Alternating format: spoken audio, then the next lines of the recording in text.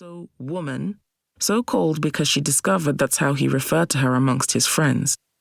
She was tricked into meeting them on their second date when he invited her to have a picnic in the park, but neglected to mention that his friends and family would be there. It was his birthday party.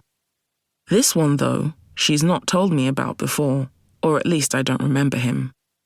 I did, she says when I tell her he doesn't ring a bell. She uses her arm to demonstrate how tall he is, about a foot taller than she is apparently, and puts her hand between her legs and knocks her knees together, hops from foot to foot. Oh, it all comes back to me. Desperate for the loo? Yes! See, I knew you'd remember. She swivels the packet of crisps towards herself. Now, I don't think he's boyfriend material, which is a problem because, of course, I have the weddings coming up, so I need to keep him within striking distance, you know? I nod, take a large swig of wine, and try the wine tasting thing my husband was showing me on his phone the other day. Speaking of which, Temi says, where's yours? I met Temi when I was 11. We were at the same secondary school, although by year 10 she'd moved up a year. That's how intelligent she was. We both had the big rucksacks, the fresh braids with no color because our school was strict about that, even though the white girls who went to the Caribbean on their summer holidays were allowed a single limp braid with colored thread in it. Temi accidentally bumped into me when we were getting changed after PE, and my deodorant slipped out of my hand and onto the floor. I picked it up, and there was hair and some other unknown material stuck to it. It was organic because my mother had recently read about the link between deodorant and cancer somewhere and made my sisters and me throw away our old ones. The organic ones were £7 each, and I knew she'd be angry if I came home and told her it was ruined. Temi grimaced as she peered over my shoulder to see what she'd done. Sorry, yeah, she said. Maybe just rinse it in the sink and it will come off. Even though it was an idiotic solution, because I was never going to let anything that had touched the floor anywhere near my body again, I appreciated the attempt at one and said thanks.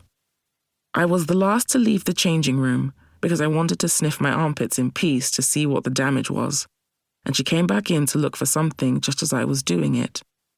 She laughed and fished a spray deodorant out of her rucksack and held it out to me. It was the first time someone persuaded me to do something I had been told was wrong. Obviously, that was the most innocent bad thing I could have done at that age. But when you have the fear of your mother guiding you, there isn't a lot you're willing to do in the first place. After that, we very naturally became friends. We ate lunch together, texted each other every day with the little credit we were allowed, studied for tests and exams together, and even our mothers became friends in a way, trading tips for how to talk your way out of a parking ticket and cursing about our fathers in Yoruba when they thought we couldn't understand. There are a few years between my sisters and me, and we have never been close. But Temi and me, we spent a lot of time together during those years, and we've been best friends ever since.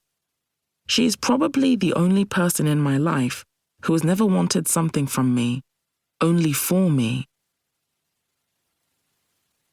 I turn to the cupboards to get a bowl and pour half of the kettle chips into it. He's where you think he is, I say, and she rolls her eyes. That man is a workaholic. I'm telling you.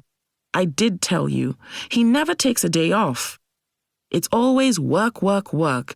You know you're in a throuple, right? She says. A what? I ask. A throuple, she repeats, annoyed. It's when 3 people are in a relationship together. In your case, the third person is his job.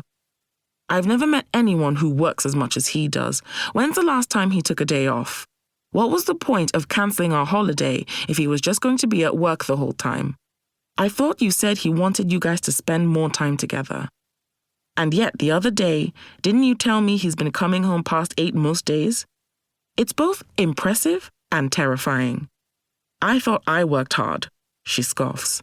I thought you worked hard to pretend to remain interested in him. But this man is truly something special. How does he expect to make a baby with you if he's never at home? I take a large gulp of my wine and swish it around in my cheeks like it's Listerine. It's a contentious subject, the baby thing. When I told her we were going to start...